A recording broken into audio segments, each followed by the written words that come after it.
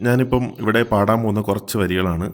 അത് നമ്മുടെ middle class family അല്ലെങ്കിൽ അവരുടെ ലൈഫായിട്ട് കണക്ട് ചെയ്യാൻ പറ്റുന്ന കുറച്ച് ലൈൻസാണ്. നിങ്ങൾക്ക് ഇഷ്ടപ്പെട്ടെങ്കിൽ നിങ്ങൾക്ക് ഷെയർ ചെയ്യാം.